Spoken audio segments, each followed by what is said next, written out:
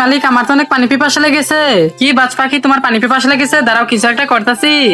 যাও, ওই তো এখানে পানি রাখা আছে, তুমি প্রাণ ভরে খেয়ে নাও। আচ্ছা ঠিক আছে মালিক, আমি এখন গিয়ে প্রাণ ভরে পানি খেয়ে নেই। আরে ওইটা কি আসতেছে আবার? আরে এত দেখি স্যার আসতেছে, তাড়াতাড়ি করে ক্লাসে ঢুকে পড়ি, নয়তো আমাকে অনেক পিটাবে।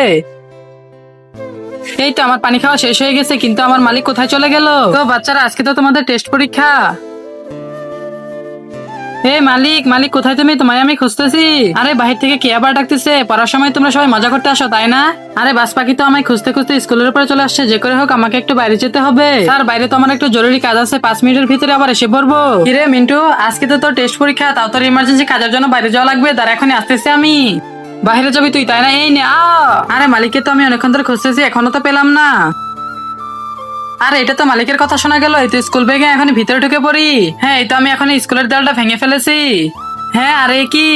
ওর বাপরে, কি বাস পাখিটা কোত্থেকে আসলো আবার? স্যার, আপনি তো আমার মালিককে অনেক মেরেছেন, আমি তো আজকে আপনাকে একটুও ছাড়বো না। আরে এই মিন্টু, তোর বাস পাখির হাত থেকে আমাকে বাঁচা একটু। আরে বাস প্লিজ, তুমি স্যারকে কিছু করো না।